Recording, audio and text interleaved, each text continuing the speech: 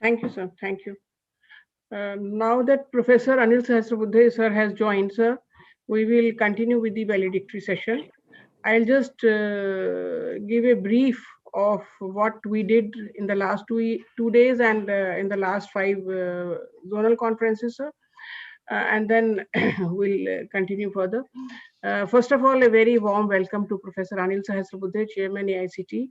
And thank you very much, sir, for agreeing to come here and to join with us in the valedictory session. Yeah, namaste, namaste. I know that you are very, very busy and you are so much in demand in so many conferences that it is really difficult to find time, but you have opted to come to AIU conference. Thanks for that, sir.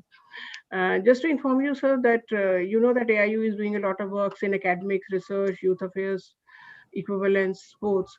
In terms of academics, we do hold 5 zonal and 1 national conference every year. And from the last year, we have started doing this, that the national conference has a theme and the zonal conference has a sub-theme, which is leading to the national conference. So last year it was reimagining Indian universities, and accordingly we had sub-themes. So this year, actually, we were proposing to have the theme realizing SDGs through HEIs. But then, because the national education policy was released, we thought it will be more relevant to postpone the theme of SDGs to the next year. And this year, we'll be talking about the implementation strategy of NEP, because although everybody is saying that the NEP is very good, it is very innovative, student-centric, democratic policy, but the essence lies in the proper implementation of the document. And India does have a potential of becoming a Vishwa Guru based on the recommendations of NEP, but only if it is implemented in letter and spirit, and that too by our vice chancellors, by our universities, by our faculty. So what we took upon ourselves was to prepare an implementation strategy for the NEP, and we did prepare a draft strategy in collaboration with Jindal Global University.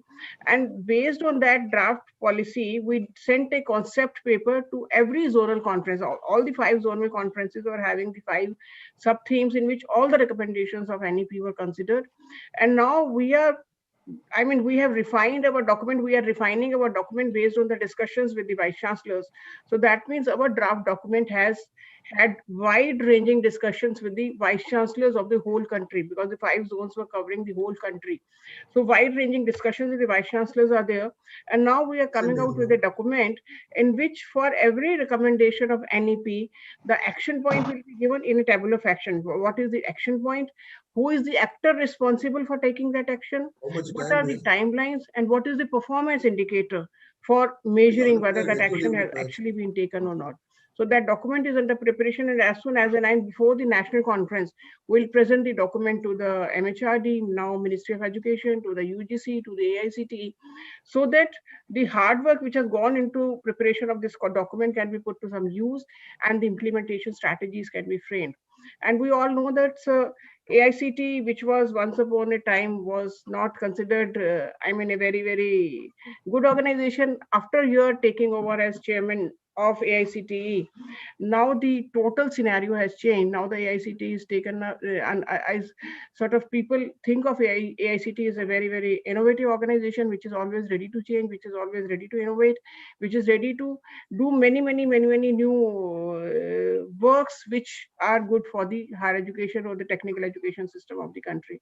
So thanks to you, sir, for introducing all these reforms in AICT. And I'm sure, this is my gut feeling, that in future, seeing the performance of AICT, the entire higher education, the entire teacher education, the entire technical education regulatory work will be given to AICT, and it will be having a new avatar of National Higher Education, maybe Regulatory Council. I'm not very sure, but this is my gut feeling. And the HEGC, maybe UGC, will be doing the work of funding to all the institutions. So like this, we feel that a lot of work is required in implementation of NEP, but a proper implementation document which gives threadbare the action point for each recommendation is required. And also we have made it very clear to the vice chancellors that at least 60 to 70% of the recommendations of the NEP are to be implemented by the universities alone. The governments are not involved. Governments are involved in, say, maybe restructuring of higher education system, or maybe in funding, or maybe in establishing National Research Foundation. Similarly, state governments are involved to a certain extent, but to a large extent, the work is relating to the universities, teachers, and vice chancellors. So with that in mind, we are preparing a document. And over to the Master of Ceremonies to kindly introduce Anil Sahasrabudhe, and then over to you, sir, for your very... My request to the organizers not to introduce for a long time. You know, one sentence is good enough. We'll save time on that and then start. Summarize and do it. Sure, sir, sure. Ladies and gentlemen, I deem it an honor and a privilege to introduce Professor Anil Dattatreya Sahasrabudhe, who is currently the Chairman, All India Council for Technical Education, New Delhi. Professor Anil Dattatreya Sahasrabudhe is a professor of mechanical engineering at IIT Guwahati. A versatile and outstanding academician, researcher, and administrator, Professor Anil D. Sahasrabudhe has held several important academic, research, and administrative positions at IIS Bangalore, Tata Consulting Engineers, Northeastern Regional Institute of Science and Technology, Itanagar, and IIT Guwahati. He also served as Director, College of Engineering, Pune since 2006 on deputation from IIT Guwahati prior to joining as AICTE Chairman as an academician and researcher in NERIST and IIT Guwahati, and as an administrator in the capacity of Director, COEP. He has taken up several new initiatives for academic, curricular, and co-curricular activities, entrepreneurship, research, and good governance. An outstanding academician of rare caliber, Professor Sahasrabudhe is Chairman, Basic Scientific Research, Empowered Committee of UGC and Swayam Board. He is Fellow of ISTE, IET, Institution of Engineers, INAE. He has been bestowed with several awards, which include Maha Entrepreneur Award 2011 of Raja Industries, Jeevan Gaurav Puraskar from MIT World Peace University, Pune in 2019, Mahatma Gandhi Leadership Award from Indian Achievers Forum and CSR Times. Sir, we're delighted to have you with us today. I now request you to deliver the valedictory address. Thank you, Sushma Raj, and both AIU as well as Geetam University for organizing this particular, maybe final convention, fifth one in the series. And Dr. Pankaj Mittal has been very proactive in terms of implementation of national education policy. On several webinars, seminars, we have seen each other, although not physically, but in the web form, you know, we have been quite interacting. And this particular university is also very important university in the southern region where this particular today's event is happening. Today being the final valedictory session, although maybe some sessions are going to be there in the afternoon because of my timing, it has been advanced. So maybe it is still not the concluding one. But Madam Pankaj Mittal said that we had sustainable development goals as the goal for this year's 4 or 5 conventions, but we changed it to NEP because NEP has come recently. But Madam, sustainable development goals are already embedded in national new education policy. That way, we are debating, discussing both national education policy as well as sustainable development goals because they are the basic principle on which the entire edifice of new education policy resides. We want to create citizens who are passionate, who will take care of not only themselves in terms of employment, in terms of entrepreneurship, but also in terms of taking care of the environment. And that's where sustainable development goals and sustainability emerges. And that's why I think there's nothing wrong in changing. Both are one and the same in some sense. One of the important things which I was listening to when I just joined a little late, sorry for that, since I was working with something and I forgot that at 12:30 I have to join because so many things are going on parallelly. So after a reminder, I have joined. I was listening to the funding pattern and how in the new education policy, private and government have to be treated equally. I think this is a very important fundamental thing. Financing of higher education, maybe not necessarily in terms of running its normal show. That means the master's program, bachelor's program, they all have to be taken care of by charging the fee to the students. And that will continue to happen both in the government as well as in the private. In the government, the fee may be less because a lot of support in terms of not only infrastructure, but the salaries of the faculty come from the government. And that's why naturally the fee will be less in the government institution.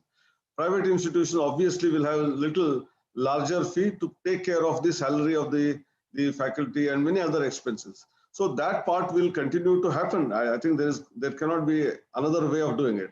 But when it comes to research and when it comes to a lot of innovative activities, if we distinguish as something as government and give more funding for them and less for those which are private or self-financed, I think we will not be able to grow the research culture in this country. The research has to be on an absolutely competitive basis, be it from government or from the private institution. The project which is projected, the kind of goals that particular faculty coordinator wants to achieve, if they are reasonable within that cost, they are capable of doing it, then there must be no distinction, and that has started already happening. Gone are the days, some 20 years ago, if you had applied to some DST project or for an incubator in a private university or college, you will never get it. But gradually, whether it is DST FIST projects, Department of Science and Technology, other projects, including in AICTE funded several research projects, we have not made any distinction between the government and the private. What we call it as the ModRops, where modernization and removal of obsolescence is involved. All research promotion scheme is involved. Now, amount of funding may be small from AICTE, not exceeding 25 lakh. That is our limitation because we want to cover about 200, 300 institutions, and total kitty being small, it is still given in a competitive basis. And if you look at the number of institutions who get it, most of them are cornered by the southern India itself, and that too many of them private. So I think that distinction, Ganapati ji, is not going to be there earlier. It has started reducing, and more so in the future when National Research Foundation comes into place. There would be absolutely competitiveness. Secondly, all research in the higher domain, it is going to be more and more multidisciplinary. And this is observed. Any new process, product, if you see, it cannot be one isolated, one single domain activity. It has always combination of 3 or 4 different disciplines, sometimes even 7, 8 disciplines. It is not just science and engineering, but also in terms of humanities and social sciences, many departments become vital. Whether it is economics, whether it is psychology, whether it is philosophy, whether it is sociology, these 4 domains become very important in delivering a project in a particular domain. Maybe it is a product which is essentially electronics, but you require computer science, you require mechanical engineering, etc. for creating that product. But when you put it to practice for the stakeholders to either buy it or then make use of it, then naturally all other human angle is also important. That's why social sciences become important.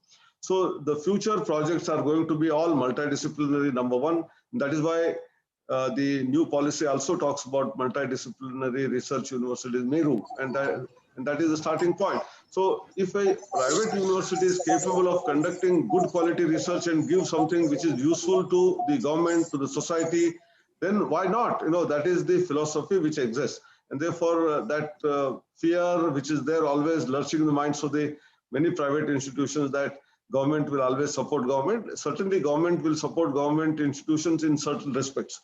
As I said, for running the normal show, for conducting undergraduate program, postgraduate program, a poor chap will not be able to afford a high fee which the private institutions will charge, and therefore the subsidy is required to be given indirectly in terms of taking care of the salary and some support for the government institution. That will continue to happen. But there must be new innovative ways of financing the entire higher education. Why everyone should depend only on the government kitty? One can also talk about how we engage with industry, and industries, some kind of problems are taken up, jointly we solve them, and therefore they can give us consultancy, they will give us some lump sum money for setting up of some of the laboratories. If you start doing that, our expenditure on the routine expenditure will reduce, and in terms of fee also can get reduced.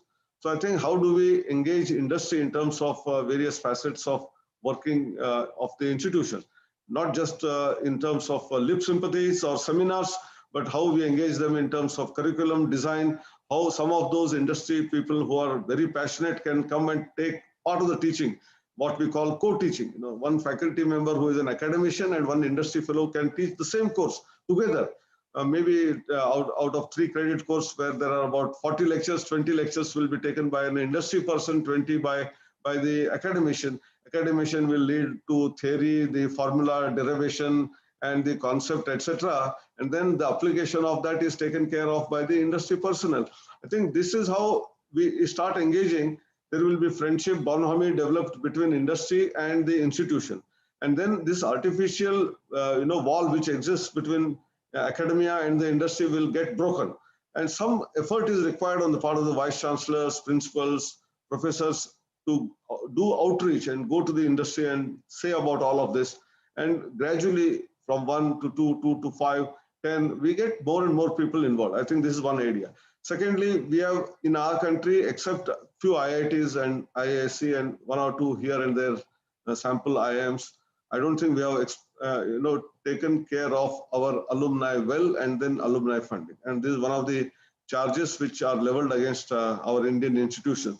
Look at any of the Western universities, whether it is in UK or USA, especially USA, all of that funding, major funding comes from alumni. They have billions of dollars of what we call today here, if government sometimes allows, not allow, whatever, the rules keep changing, but we have this possibility of creating a huge corpus, which many of these foreign universities have similar to that. And there are concrete examples from some of the small places as well, where many times when we refer to such things, they will say, oh, IITs, it's very easy. IIT alumni go to US, they are big shots, they earn in millions and therefore they can donate. But that is a wrong perception. I have myself seen from very small colleges where efforts are put in by the institution to take care of the students when they are students. And when they become alumni, when they come back to the institution, the way you treat them, I think that is what makes a student to come back to the institution often and come again and again. And there are cases where the students themselves are not treated well, and by chance after graduation, they come for some duplicate certificate or some kind of a recommendation letter. The way the faculty, the heads of the department, principal or the vice chancellor treats them, and that makes or breaks the system. And I have got very easy, concrete example where students have told to me that I will never see the face of this institution again, although he has studied for 4 years in that place, because the kind of experience that the student got while he was a student, in terms of discrimination, in terms of a lot of problems, a lot of bottlenecks which a student faces. There is no dialogue between the heads of the institution, the faculty and the student, and they don't understand each other. If that is done well, I think they will feel to come back to the institution. And when they come first time, ask them to give a lecture. Don't ask money. So we should ask money last actually. So you start engaging, asking them to give a lecture for your present day students, share your experience, mentor some student. The way they start doing it and keep coming back to the college once in a while or university, and they see that some of the facilities are now broken. I go to my hostel where I stayed once upon a time. Oh, this room is in dilapidated condition. Sir, kya hai? Isko repair kyun nahi kar sakte? Can't you repair it?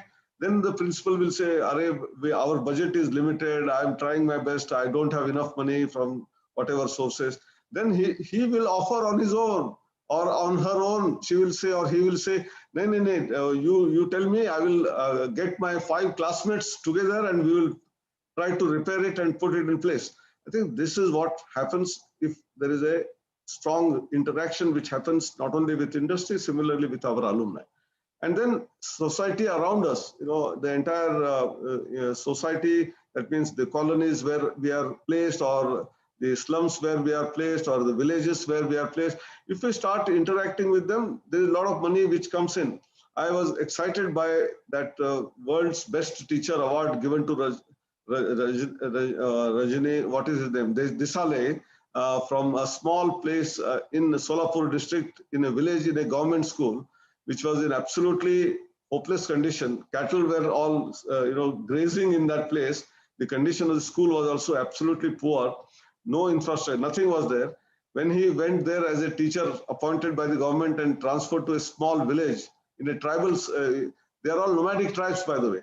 And he had to collect girls, boys, and say that you have to do education, motivated them, inspired them, cleaned it up. And then today, high-end computational work is being taught at AI at that small place, and he won the whole World's Best Teacher Award.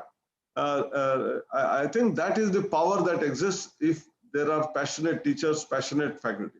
Therefore, the new education policy may be very good in terms of theoretical aspect, but implementation is what is important. Government will have some committees who will decide on what all is required to be done, but subsequently it is all the universities, all of you who are joining here under AIU, you are all members of that. We are all partners in that. Unless we think that we are all partners and we will do it together, that spirit is not there. Government policy, government's even narrative, government's announcements will not help. It is all when we start understanding the nuances and how we can make our country great. Madam Pankaj Mittal said that we can again become Vishwaguru. Vishwaguru cannot be made by the Prime Minister or President or the Education Minister or AIU or by UGC or AICT or the new body HECI. It is possible to be done by all of us together. So whether it is the university, which is government or private, a college, which is a government or a private, all the stakeholders, if we all work together. And that's why this series of seminars which have been held all by AIU, AICT, UGC, the ministry, is all encouraging people to become partners, participate in this whole process. And this partnership is going to really create that Vishwaguru. I think I can go on, but I will stop here. And if there are any questions, normally we are all used to one-way traffic. So instead of one-way traffic, let it be possibly even in a valedictory, it can be two-way traffic.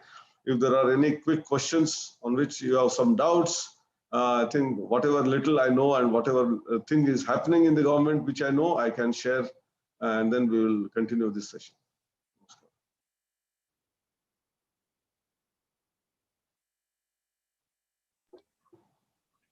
Sir, because this is a conference on governance reforms and financing, can you share when the HACI will be made and when all those new bodies will be constituted?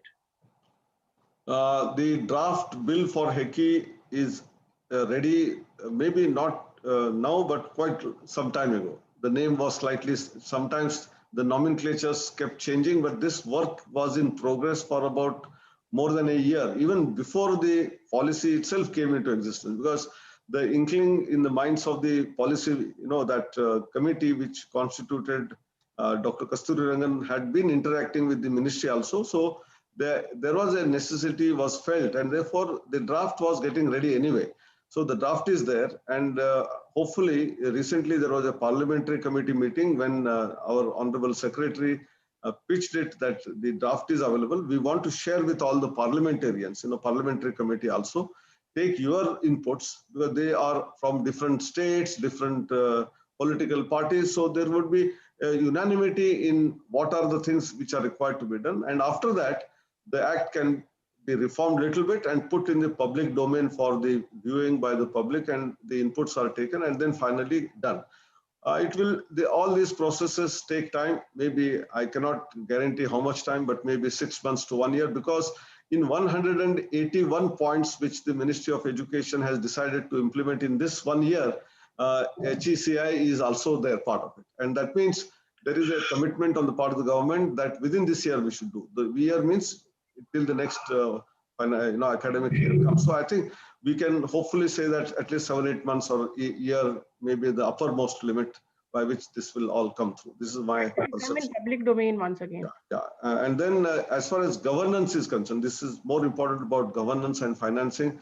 In a way, indirectly, I already touched upon finance, business and finance issues since I was listening to Dr. Ganapathy when I came in, and therefore I talked about it. But governance is also very important. I have my very rich experience about governance. In fact, thanks to my mentor when I was director in the College of Engineering, Pune, FC Kohli, Fakir Chand Kohli, who is no more. He is called father of software industry in India. The TCS started by him with 6 employees. Today is one of the largest service IT industry of the world, actually. Infosys, Wipro, all of them have emanated from TCS. Initial employees went and then they start Cognizant, they started Infosys and all that. They all have experience from here. And such a man, when he talked about governance, very important thing I would like to reiterate it, because I suddenly remembered when you talked about governance. There is a World Bank funded project, TechWhip, under which the last phase. This is the third phase going on. In the second phase, the emphasis was on governance. And 2 or 3 things we academicians, we never understood actually very clearly. I'll tell you one. One of them is the interest and the conflict of interest. So they said that you have to sign a register in which your interests are to be shown. We all know in our biodata, CV for our students and faculty, when we ask interest means we assume it to be hobbies. And then I say, we are interested in cricket or hockey or football or music or dance. We write like this. But these interests are interests which might be likely to come in conflict with the job which is on hand. For example, in an academic institution, the leader, that means the head of the institution, either director or the vice chancellor, takes decisions about purchases, will take decisions about recruitment. So what could be the kinds of interest that will come in? The interests are, suppose I also hold a company or my very close relatives, for example, wife or son or daughter or my brother is having a company whose product could be a likely product which is required in an academic institution, maybe a software, maybe a hardware, maybe something which normally we may be buying. In that case, we should declare that my brother is a CEO of this company or he's the owner of this company who does this kind of an activity. If we have announced this in advance, if there is any requirement of procurement of such an item, then the head of the institution should withdraw. He should not take the decision. The second in command, maybe deputy director or the pro-chancellor or the dean or the finance man, they should be given responsibility for that particular procurement. Similarly, if there is an interview where my own brother's son is going to appear in an interview, during that interview, I must withdraw because I have shown my interest. And so that conflict of interest, we normally in academic institution, we don't understand, we don't do it. And then when some problem comes up and through RTI, someone learns something, there are cases and then we start learning, oh, that is, I didn't know that. So I think this is one thing in the governance is very, very important. Secondly, there are lots of independent outsiders who are put into the board of governors or board of management in the institution. Principal or director or vice chancellor is anyway there. He is a part of the system. There could be dean. There could be 1 or 2 faculty who are also on this kind of boards. They are either elected or by rotation, the senior most next man by rotation keeps on coming and going. This is a normal board of governors. But there are additional members. Either in the case of private institution, the owner or the person who has started the institution may have some people of his choice put into the board of governors. Or in a government institution, it is the state or the central government who will nominate members on the board. Now, these board members, normally the meetings are held once in a quarter because normally we say 4 meetings have to be held in a year. So it is approximately sometimes 2.5, 3 months, sometimes 4, 5 months, but average 4 meetings in a year are mandated. So sometimes it may be only 3, sometimes 5, doesn't matter. But it is by and large ballpark figure is known and happens. But what happens is these board members get the agenda items about say 3-4 days in advance, and it's a voluminous 300-page document. And they're all busy people, someone from industry, someone from some other institute, an academician. They will not have time to go through so much detail. So how can we make it understand to them in brief is number one from the institution side. But on the other side, the board of governor member, if he or she has accepted to be on the board, apart from attending the meeting and giving some comments here and oh, this doesn't work, I've seen it in that place, oh, this is useless, or this can be done, except that, what more value you can bring to the development of the institute in the domain of your choice.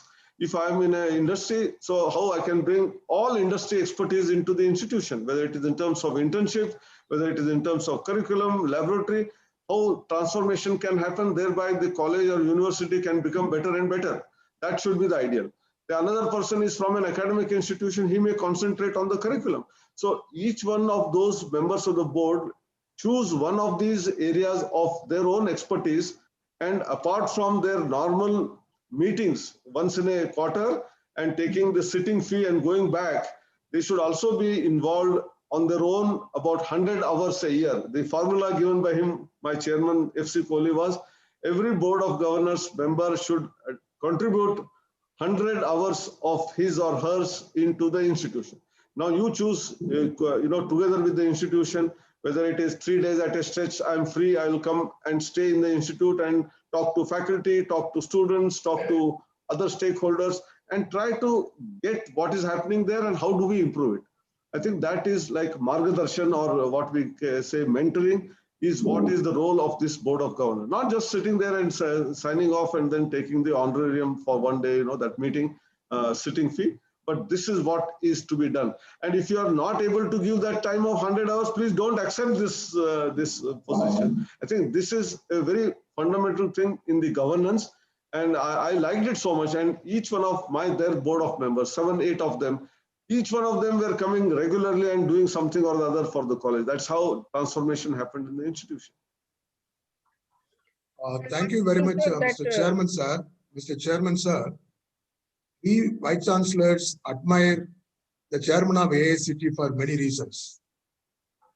3, you are an innovator, you are a good motivator, and basically you are a practitioner.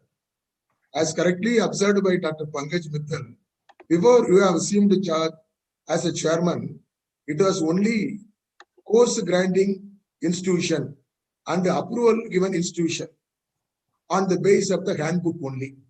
But today, no day is left out in getting communication from AICT by all of us, either about industry collaboration or about internship to a student or industrial visit, how you can think about ensuring placement.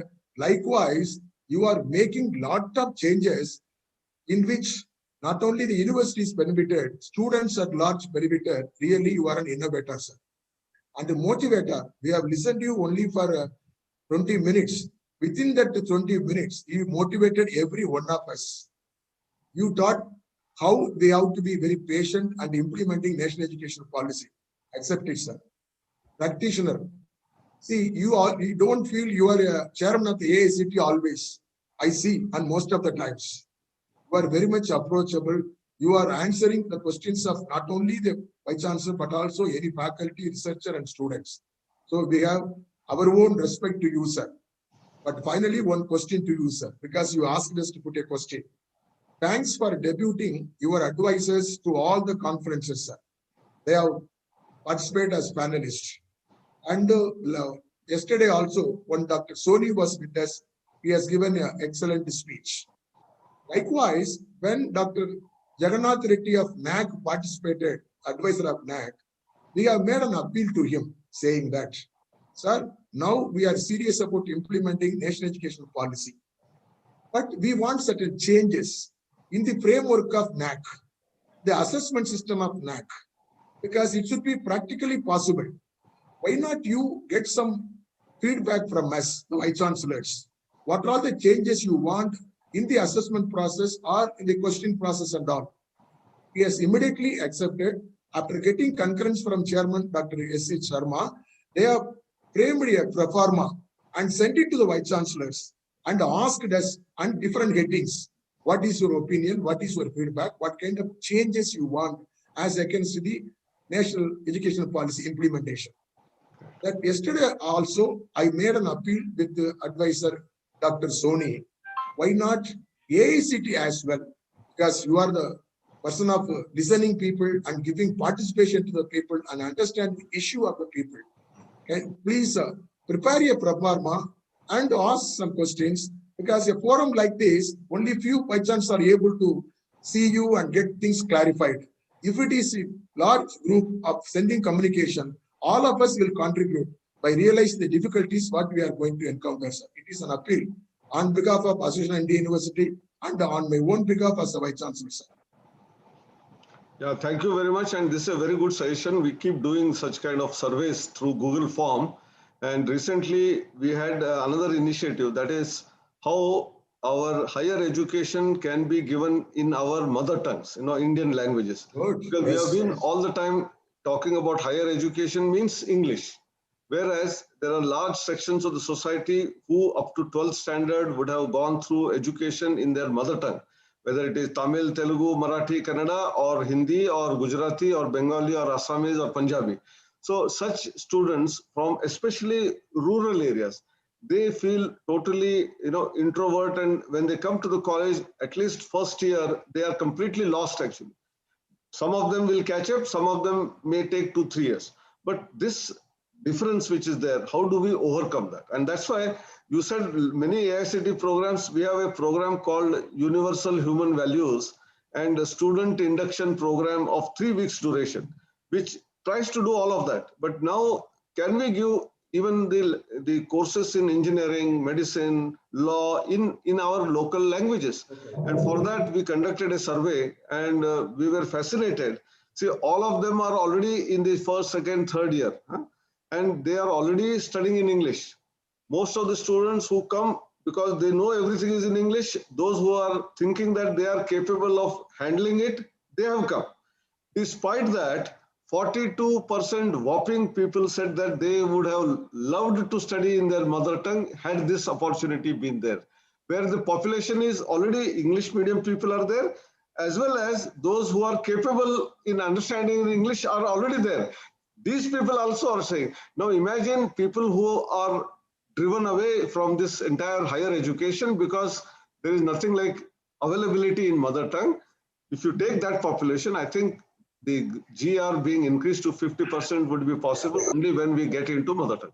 So Definitely. this is a survey. Then we have a lot of translation happening of all the courses on SWAYAM in our different Indian languages. I think we require good translators also. So that is another appeal I'm making through this particular platform, that we keep sending out Google form, interested faculty. Someone says that I can translate maybe mechanical engineering into Telugu, or someone will say this electronics course I can convert it into Marathi. No, we want such volunteer. There is a payment also involved in that, and we have developed a very robust tool. In fact, I will tell you, better than today's Microsoft, Google, etc. Using all these technologies, in-house developed a tool where whatever document is given in English, to 90% accurate, it will give you in our Indian languages, including the formulae. In normally in technical education and science education, you have chemical formulae, you have some mechanical formulae, equations.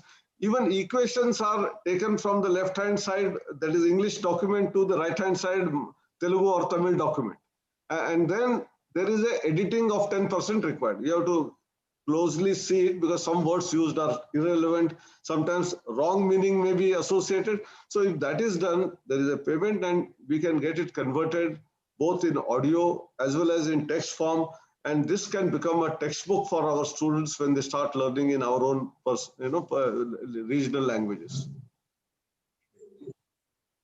One quick question, because this many vice chancellors are wondering that whatever recommendations are there with regard to, say, converting a university into a research university or a teaching university, or having multidisciplinary university, or having multiple entry and exit, should the universities be waiting for some government regulation on that, or they can straight away start working on that area, even including 4-year degree program or 1-year master's program? So should they be waiting for some regulation, or they can straight away start implementing because it is included in the NEP? See, the academic bank of credits and then transfer of these credits to another institution from one to the other, it has some involvement, and therefore probably that immediately cannot be started because there are lots of challenges. 4-year and multiple entry. Other than that, the conditions like even why now that policy has said that 4-year program is allowed. So a university senate and academic council can say that our BA program or BCom program from next year onwards can be of 4-year duration. But what is the value that we bring to the table by increasing from 3 to 4 years? It has to be decided threadbare in the academic body. Otherwise, we have a failed case in the Delhi University in the past. We are all aware, so we should not get back into the same mold. So there is a value to that. So what should we do? See, the normal 3-year degree is a 3-year degree which curriculum exists. We may be continuously modifying that or revising it. But that 4th year, what is that important thing that we are going to bring to the table? Thereby, the student's employability, entrepreneurial ability is going to improve, and both he himself or she herself her family or his family, the nation is going to be benefited. I think our idea should be very crystal clear. If we have that, probably don't have to wait for anyone because meanwhile UGC will probably be also getting into that mold and say that 4-year programs are allowed. You know, maybe immediately it can happen. But more important than that, what first question was asked, the teaching university or multidisciplinary university or the research university, where is the problem actually? Who is stopping anyone? Actually, this could have been done even without the policy. Someone saying that I want to put in a lot of efforts in converting my university into a research university, who had stopped? Actually, no one had stopped, neither UGC nor the ministry or no one. But it was a culture that we thought that university means only degree awarding institution and research is a secondary thing. That was unfortunately our perception.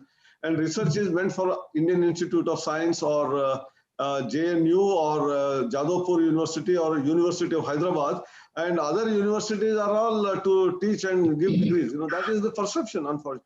So depending on what is our choice, you know, we want to become a multidisciplinary, you add more programs. Who is stopping? Along with arts, commerce, science, you want to bring in law, engineering, medicine, anything. Of course, there are certain regulatory frameworks, minimum facilities are required. You have to add more faculty, you have to put in investment, all of that is there.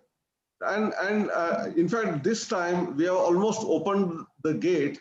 Forget about university. Universities can easily become multidisciplinary. There is no problem. Universities can easily become research university. This time in our approval process for the same private trust on the model of RUSA, we are allowing merging of the campuses or merging of the different institutions into single entity. Thereby, suppose a trust or a society is, or whatever Section 8 company is running 7, 8 institutions in the same city, in Hyderabad or in Vijayawada or in Bangalore or in Hyderabad or Pune or Delhi. Say, why a student should only study engineering in one institution? The same trust has an arts college, a science college. And then they say that that arts college, whatever courses they're offering, maybe in music, dance, drama, is also available as an elective to an engineering college. And the student may be allowed to travel, and the timetable has to be adjusted in such a manner that you don't ask him or her to run around in the same day 3 places. That is in big cities not at all possible also. So if you have a timetable such that on Monday, if you have taken 2 courses in arts college as electives or whatever, then that timetable of Monday is only in that college. So the student starts from home or hostel and goes to that college whole day and comes back. Tuesday, Wednesday, he will be in engineering college. You know, that way, multidisciplinary nature, we are starting promoting this year by asking institutions to merge and share all these resources. And these institutions, when the law comes in, HECI and all that, they can become a university by itself, you know, all of them. Well, sir, one last question. Professor Faizan Mustafa is also there. The policy says that we should be having 1-year master's program. But recently, the Bar Council of India has said that the LLM, which was earlier 1 year, should become 2 years. So isn't it contradictory to the NEP, sir? Well, I think Sir, before you answer that question, thank you very much for wonderful, yet another wonderful presentation from you. My question is related to what Dr. Mittal is saying, but I would like to add that that the policy in the hierarchy does not prevail over legislation. Policy is, after all, nothing more than an intent. So we would need a concrete legislation, then only we would be able to implement many points. 2, sir, the way UGC works, it does not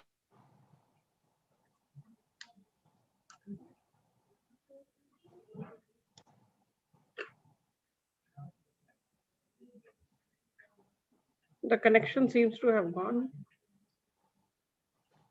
We'll wait for a second. We'll wait.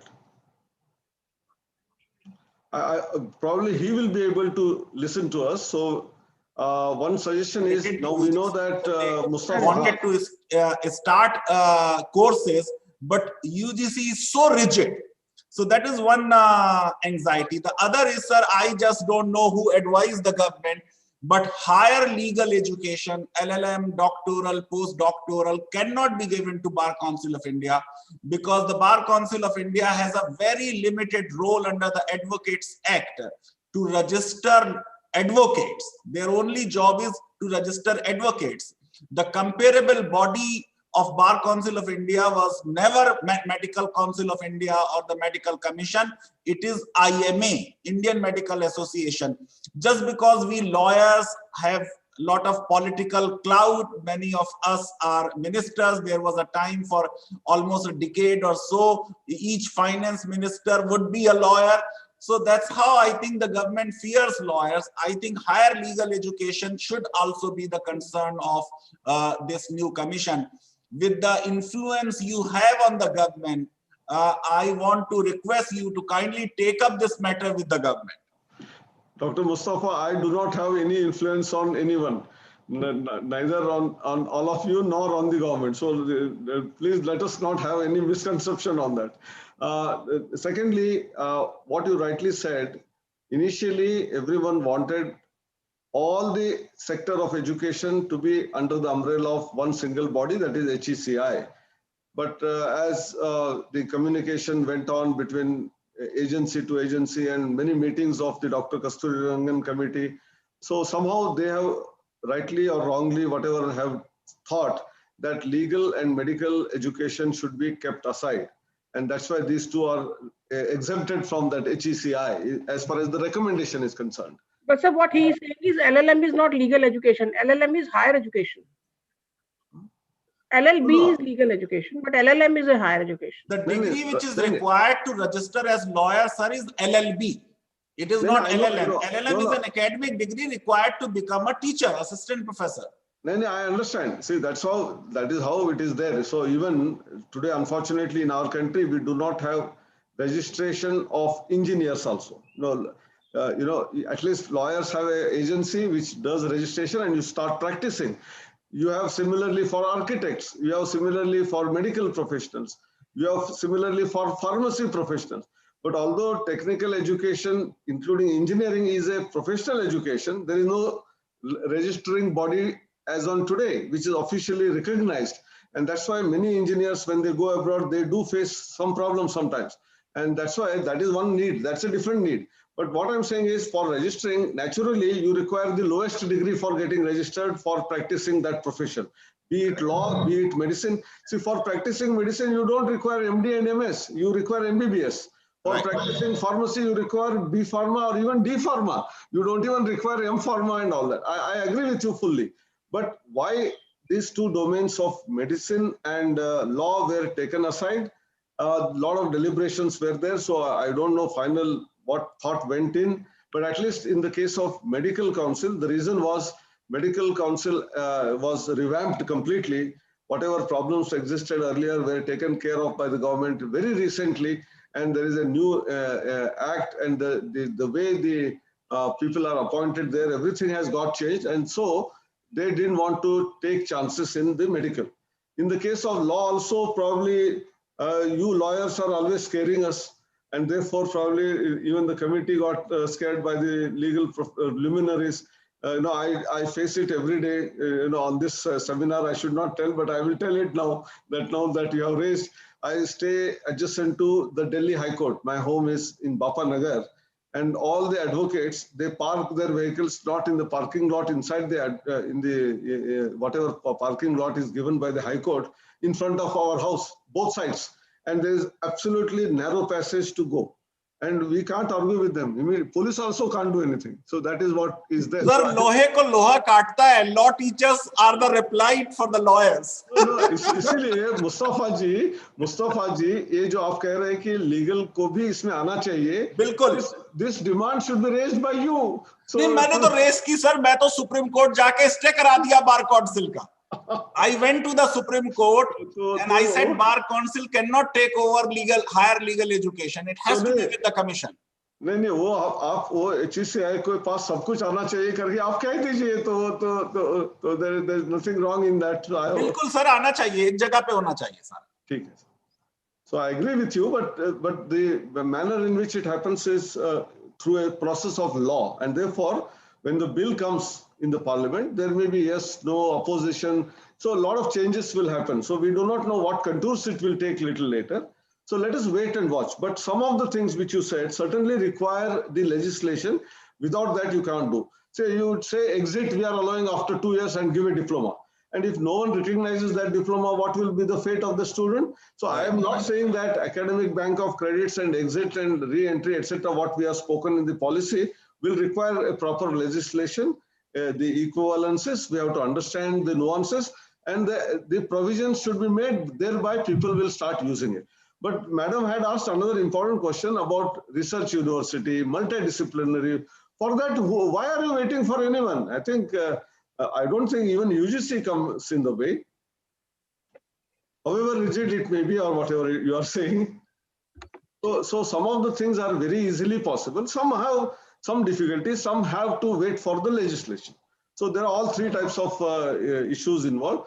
So whatever we can do at our level by engaging with our own fraternity, that is brothers, sisters in the academic circles, our academic council, senate, we must debate, discuss, and what is relevant, what is most important, what we can really offer to our stakeholder, that is most important stakeholder, student. So we should start doing it. We should not wait for some further directive from the government actually to come. Thank you, sir. Thank you very much. Thank you, sir. It was a delight listening to you. Thank you for this engaging session. It was indeed very resourceful and enriching. Thank you very much. Moving forward, ladies and gentlemen, we now have the presentation of report by Dr. K. Lubzani Har, Associate Professor in Management, GITAM. The dignitaries of today's valedictory session, AIU South Zone Vice Chancellors Meet 2020-21, respected Professor Anil D. Sahasrabuddhe, Chairman, AICTE, respected Professor G. Thiruvasagam, Vice President, AIU, Dr. Mrs. Pankaj Mittal, Secretary General, AIU, Dr. Alok K. Mishra, Joint Secretary, AIU. I, on behalf of GITAM, deemed to be university, extend a warm welcome to you all and take the privilege to present the report of the Vice Chancellors Meet. The South Zone Vice Chancellors Meet 2021 of the Association of Indian Universities was hosted by GITAM, deemed to be University, Visakhapatnam, Andhra Pradesh, on 24th and 25th February 2021. The inauguration of the event was graced by His Excellency Shri Biswabhushan Harichandan, Honorable Governor, Andhra Pradesh, as chief guest. His Excellency did the honors of releasing the special issue of the University News edited by Dr. S. Ramadevi Pani. Addressing the academic gathering, Honorable Governor said that NEP 2020 has the potential to transform the Indian education system if implemented in letter and spirit. He lauded the efforts of AIU in making Indian higher education system better to best, seeking insights on various dimensions so as to contribute to building the socio-economic strength of the nation and to make the country a super knowledge power. He congratulated AIU and GITAM for organizing this event and hoped this two-day meet would bring about effective strategy implementation approaches to make NEP 2020 a success. Professor K. Sivaramakrishna, Vice Chancellor, GITAM, extended a warm and hearty welcome to all the dignitaries present for having taken time out of their schedules for this meet. He presented the history and contributions of GITAM. He also emphasized on the challenges and opportunities that have arisen for the higher educational institutions with reference to NEP 2020. Honorable President GITAM, Sri M. Sri Bharat, reinforced the need for value-based education by embracing the values of Gandhiji. In his address, he appealed to the apex bodies to support the private educational institutions to build their infrastructure, facilities, along with intellectual capital to support students' holistic development. To conclude, he said that the ecosystem that enables physical and mental wellness of a student with academic and co-curricular strength is important for HEIs to transform themselves as institutions of excellence. Dr. Mrs. Pankaj Mittal, Secretary General AIU, extended a warm welcome to all the dignitaries for gracing the meet and expressed her gratitude and best wishes to the host institution, GITAM. Appraising the activities of AIU, she said that the zonal meets are an effort in the direction to provide inputs to all stakeholders on action points for each recommendation, performance indicators, and timelines for implementation strategy for National Education Policy 2020. Dr. Tej Pratap, President, Association of Indian Universities, and Vice Chancellor, G.V. Pant University of Agriculture and Technology, Pantnagar, delivered the presidential address, and he hoped that this meet would lead to constructive debates and discussions in a threadbare manner on challenges faced by vice chancellors regarding issues of governance and finance. The inaugural session ended with a vote of thanks by Professor Jayashankar Warrier, Pro-Vice Chancellor, GITAM. The meet was attended by the vice chancellors from Indian Universities of South Zone, AIU faculty members, and other stakeholders. Professor K. Narendra is the nodal officer for the host institution, GITAM. There was an interface with apex bodies and 3 technical sessions. Now I present the key outcomes of these sessions held. Interface with officers from apex bodies was chaired by Dr. G. Tiruvasagam, Vice President AIU and VC AMET Chennai. The speakers were Dr. R.K. Sumi, Director AICTE, and Dr. K. Rama, former advisor NAC. The key outcomes of the sessions are: flexibility and autonomy should be extended to all institutions, regardless of ranking, to achieve the desired GER of 50% by 2035 as per NEP 2020. Higher educational institutions should be given full freedom and autonomy to design and offer courses, keeping in mind the demand of such courses and the infrastructure available to the institutions. The higher education institutions can take advantage of online and blended mode faculty development programs offered by apex bodies to upgrade the capacities of their faculty. Innovation and entrepreneurship is also promoted by the apex bodies, and HEIs can use these facilities to build an ecosystem required for innovation and incubation. Apex bodies should take inputs from all stakeholders, specifically from leaders in HEIs, to facilitate better implementation of rules and regulations drawn by them. The higher education institutions must understand the intent of the information required by the apex bodies and accordingly submit the information to them. The technical session 1, Transforming the Regulatory System of Higher Education, chaired by Professor Ranbir Singh, former VC NLU, Delhi, and the speakers were Professor Aditya Shastri, VC Banasthali Vidyapeeth, Professor R.P. Tiwari, VC COP Bhatinda, and Professor M.P. Punia, Vice Chairman AICTE, debated and discussed the topic. The key takeaways are: many educational institutions are oblivious of the 4th pillar of education, namely personality development, and this needs to be addressed by the HEIs. There is a need to strike a balance between regulation and deregulation, whereby there should be flexible standards with minimum requirements instead of absolute system to improve overall performance of HEIs in terms of all performance indicators. Assurance of learning standards should focus on experiential learning, where creation of knowledge should be the ultimate goal of the learning system. In this context, continuous interaction between primary education, higher education, and industry becomes mandatory. Accreditation systems should be in line with the new disruptive parameters like innovation, artificial intelligence, machine learning, research with purpose, IC embedded learning, etc., so that HEIs can be competitive at the global level. The technical session 2, with the topic Institutional Restructuring, Effective Governance and Leadership, was chaired by Professor Dr. K.K. Agarwal, Chairman NBA, and the speakers were Professor Furqan Khamar, former Secretary General AIU, Professor Jaspal Singh Sandhu, VC, Guru Nanak Dev University, Amritsar, and Professor P. Karpaga Kumarvel, Vice Chancellor, Central University of Tamil Nadu. The deliberations of the panel led to the following key recommendations. The leadership should take a diagnostic approach of education system to improve governance. HEIs should work on innovative methods of raising finances required for their institutions by improving on campus life of students. This is possible by positioning the intent by active role of the VCs and other academic leaders. Swift and timely implementation of the NEP 2020 is required as the environment is congenial for change. fundamental restructuring should be done at the level of programs and the size of the institutions to implement NEP successfully. NEP 2020 should ensure that accreditation should be transparent and given to agencies that are reliable and have impeccable reputation. The HAIs should aim at continuous governance models, and the leaders must be participants and co-creators for effective governance.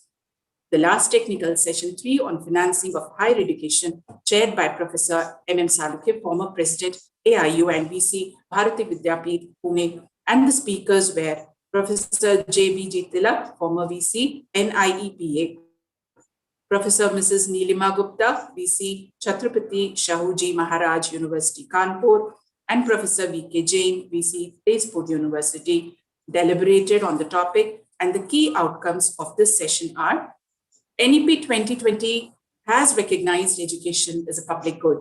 So there must be a tie-up with banks to facilitate financing alternatives to students to bring equality in education. HEIs should explore CSR funds, alumni funding, and private sector philanthropy, use of institute development plans as alternative sources of financing. Government should relook on GST on education. And last but not the least, universities can also explore funding alternatives like World Bank and RUSA to maintain and go up the excellence in their higher education pursuits.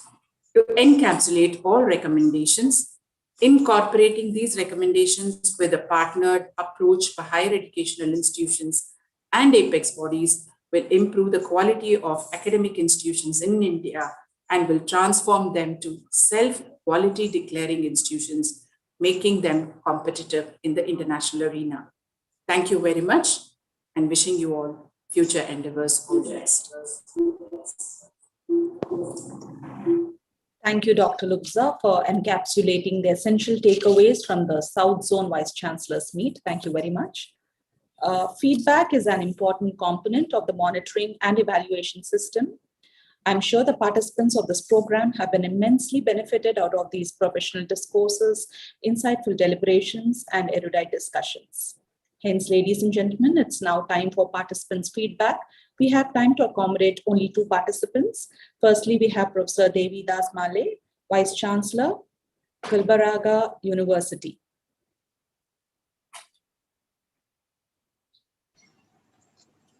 Yeah, I'm here, ma'am. Good afternoon. Good afternoon, sir. I'm Professor Dayanand Aksar, Vice Chancellor of Gulbarga University. And let me present the compliments and congratulations to the Geetam University and AIU for holding this very important event, including of the all South Zone University Vice Chancellors. Madam, 3 issues what I could get of the deliberation that has happened with various technical sessions. Number 1, appointment and development of the faculty is a very challenging issue in implementation of this new National Education Policy 2020.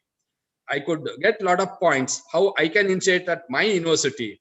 And what I would like to present here at this stage is a task force guidelines is essential at the state level and also at the national level, how to take up uniformly wide over the country and in the state regarding the appointment and the development of the faculties.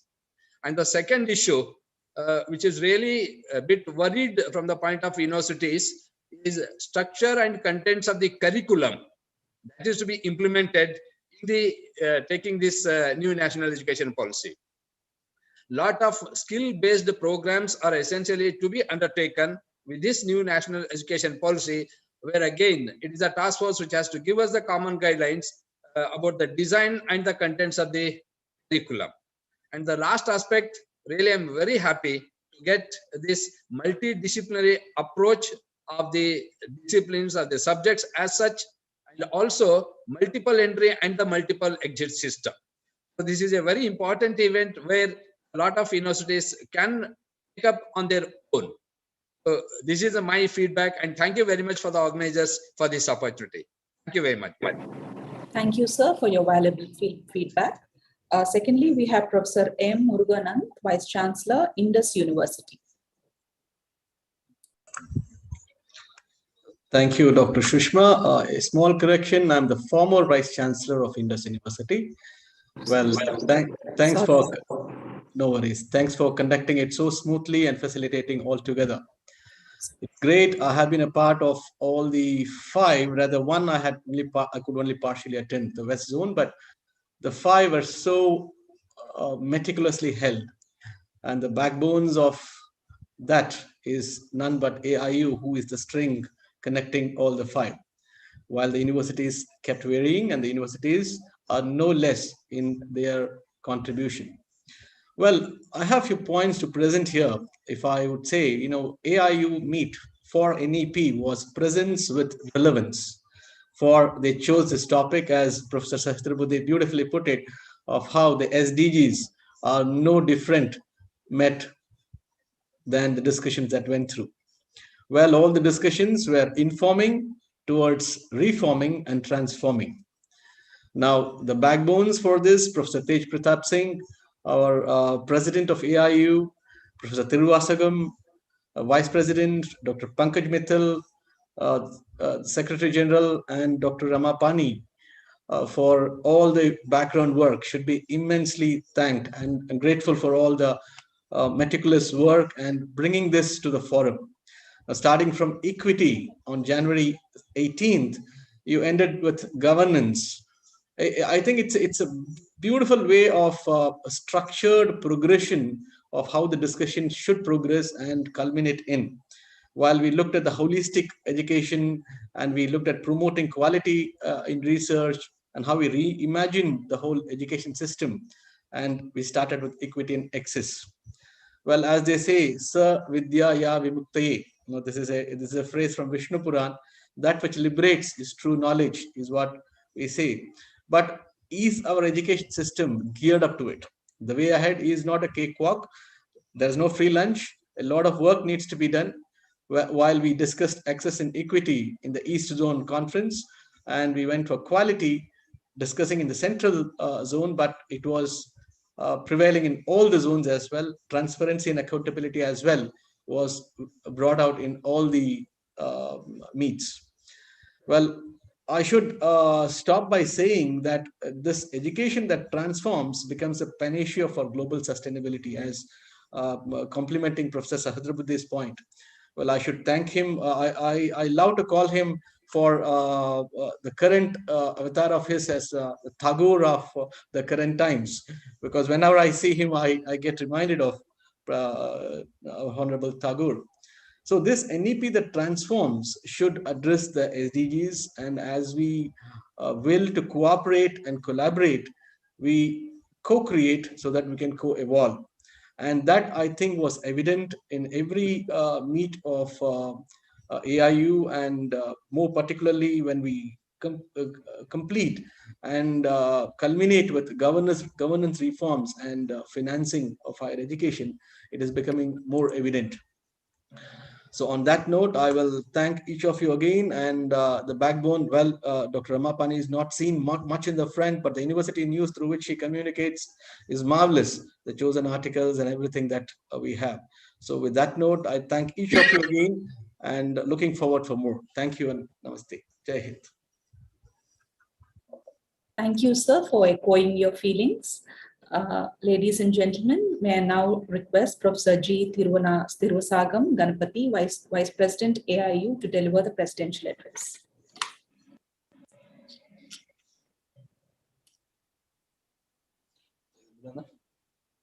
You have to unmute, sir.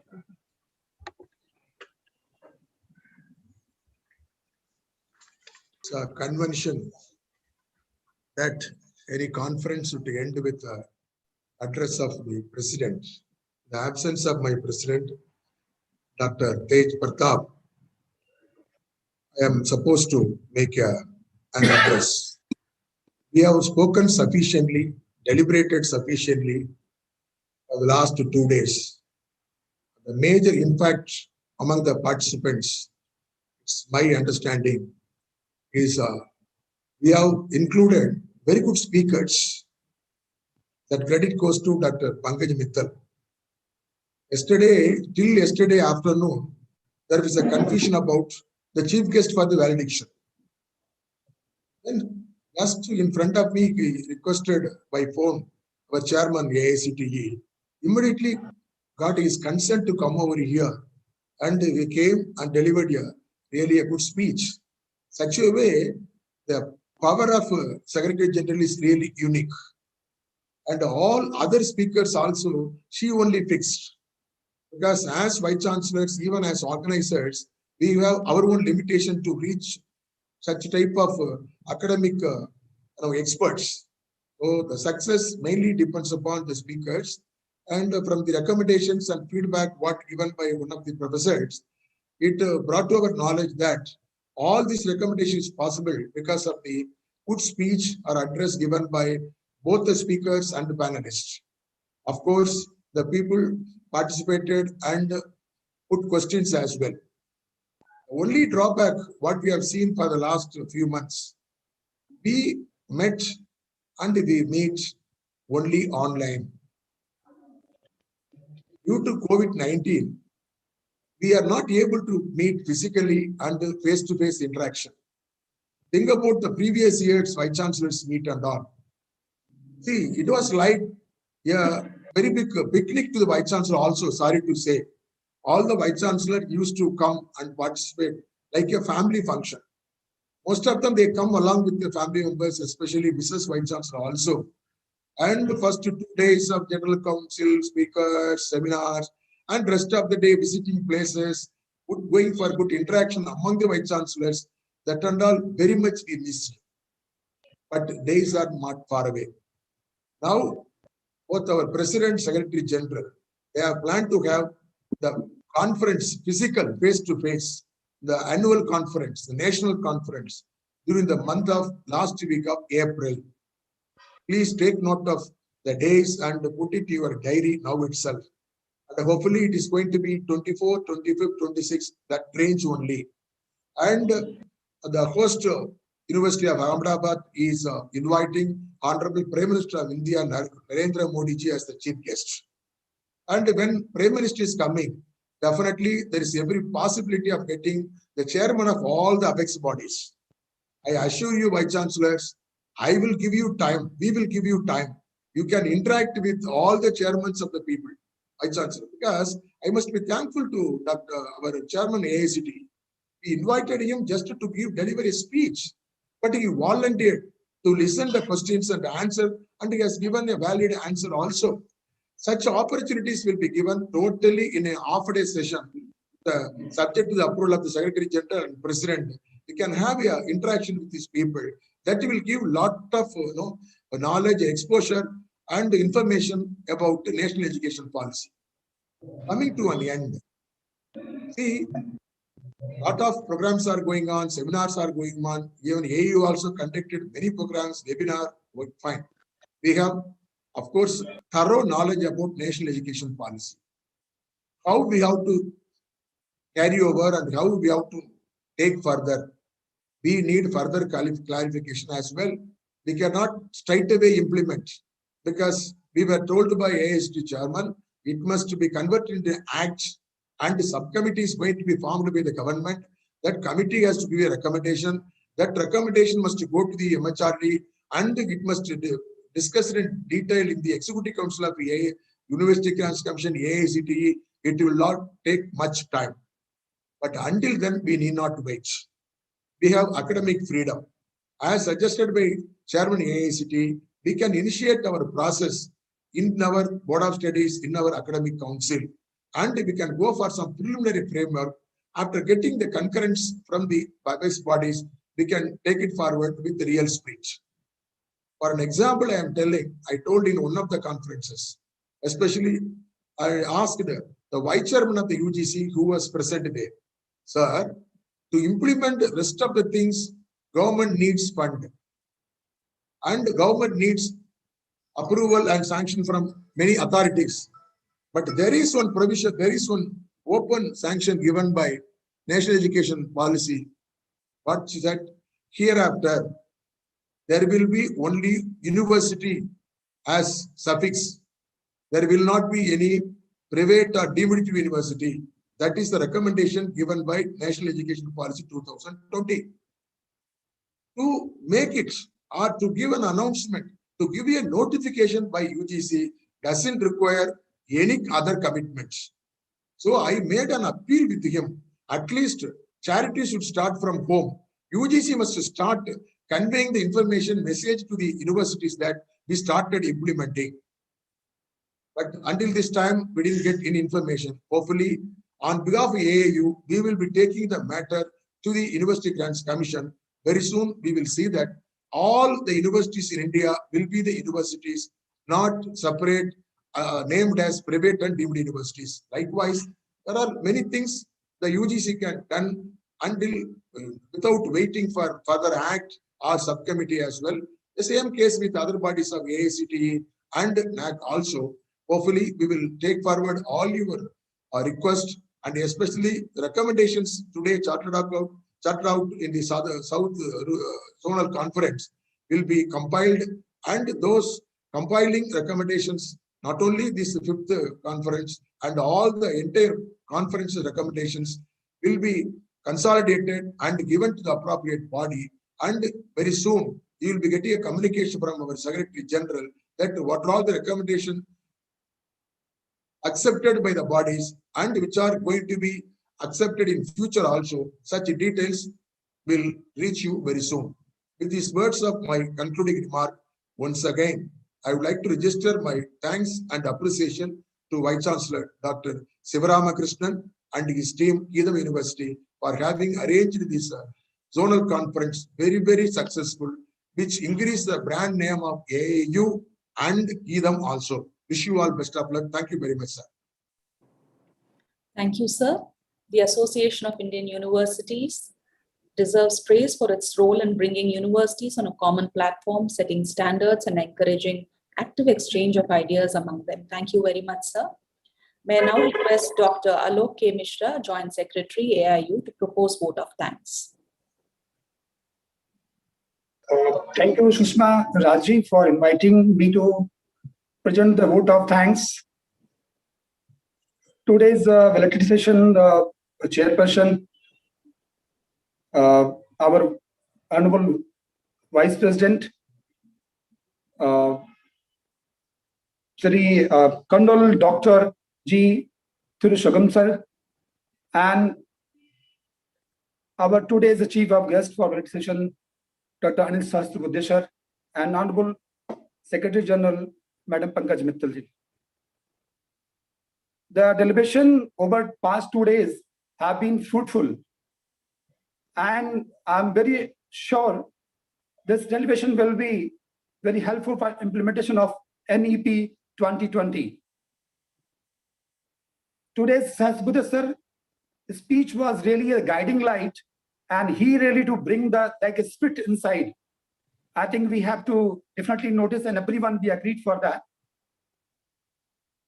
On behalf of AIU, I would like to thanks to the first of all, sincere thanks goes to the Honorable Governor, our Andhra Pradesh Shri Vishwabhushan Harchandan ji, for inaugurating the South Zone Vice Chancellor meet.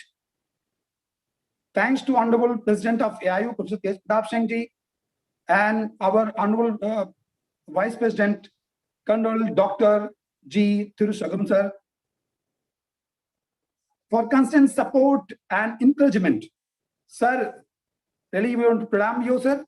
Sir, we find really a very the army spirit you bring in AIU, the army spirit now. I think that's with your further guidance we will lead in next juncture.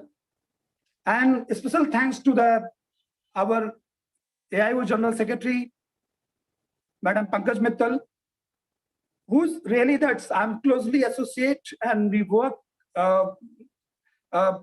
in every direction. And I would like to tell you to a big clap for Madam that she's completed 5 zone successful meeting. That's I would like to from here. We want such dynamism for reform of education. Her vision, she is a very visionary and have a good leadership quality that has made this meet a success. It's not only this meet, the 5 zone meets was really reached to in conclusion, and every meet was basically the address by the honorable governors is also good. And finally, as sir also mentioned that we are very hope, and it's to be in annual meet, maybe honorable Prime Minister may address. So is all the vision of our honorable Secretary General, Madam. Madam, this pranam to you. That's keep blessing and keep really to just to contributing such way, because India needs such type of leadership to reform the system, and without the spirit is not possible. And thanks to the Geetam deemed university, the President Sri Bharatji, Vice Chancellor Professor C. Ramakrishna ji, Pro Vice Chancellor Jaishankar Varyar Sahab, and Nodal Officer Professor Gautam ji. Too many people are also working behind that. It's not possible to conclude everyone, but thanks to really to AICT, NAC, NBA officials for their valuable contribution. Thanks to the former president of AIU, our really MM Salunkeshwar, and former Secretary General AIU Furqan Qamar sir also. This is a good chance that in South Zone, our past president and past Secretary General also participated. Thank you, sir. Salunkeshwar is there. So my pranam, sir. And keep us also motivating. Beyond that, we are all of our vice chancellors who participated and really raised the questions. That is very important. Without all vice chancellors, this meet is never be fruitful. So all vice chancellors who participated, I really to thanks by heart, and keep as I mentioned that to be touch with all program of AIU, and we are very thankful on all the way, and we definitely would like to see all faces in the annual meet.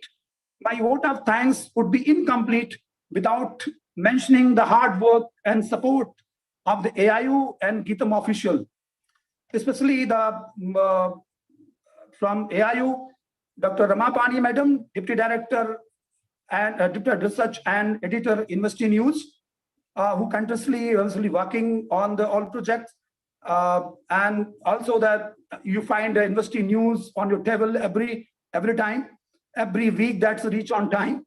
So even during pandemic also, you receive online. You can find basically the University News. So really, thanks, Madam. And from SG office, Satyapal Singh ji and Madam Rekha ji, that who also constantly in support of this all this meet. And beyond that is the IT department. Maybe you should be aware, because this is an online conference going on, so it's very important to notice the IT persons who really make this convenient to we can address properly. So Shivam Dikshit ji, who are from AIU side, and the other person from the Geetam University. And also I would like thanks to the our colleague, our working with in what division, meeting division, Vijendra Upadhyay ji is in meeting division, who's and beyond that, other officials who really in support from backside. And you know, the Geetam University team, reporters who really presented very well. And beyond that is a master of ceremonies, Sushma Rajji. I would also clap for Sushma Raj, that so EC is conducted very well. And we really appreciate from heart. They have made all the efforts. They have made the entire meeting a seamless experience. So I would like to take this opportunity to invite all Honorable Vice Chancellor for annual VC meet. It's going to be in Ahmedabad, Ambedkar Open University. Soon we will circulate the details when the program will be finally finalized, because due to pandemic, due to COVID situation, the date will be very soon. Will be fixed the date and meet. I would like thanks again to all participants, all who present here, and to namaskar everyone. And beyond that, Professor Mustafa sir basically is here, who really pointed out very good questions and really to support such way by comment. Sir, Mustafa sir, is pranam to you, and really would like to see your active participation in future, and would like to see also the annual meet. Thanks again to all of you. And this is not the end of the basically the South Zone 2 days our 5th Zone meet. Actually, after the 5 Zone is now it is after completion of 5 June, we are here. So we would like to also blessings so that we can prepare for our annual meet, and so that we make a grand and we exemplary this meet. And we would like to really see you soon. And thank you. And at last, and firstly, the God, we pray to God this, and thanks to the God to really supporting and so kind in every event doing well. And same way, we would like to basically in the same spirit, we want to complete successful complete to our annual meet. So thank you again. Thank you, Vice President sir and Madam. Again to them, thanks to all. Thank you, sir. Let us all rise for the national anthem.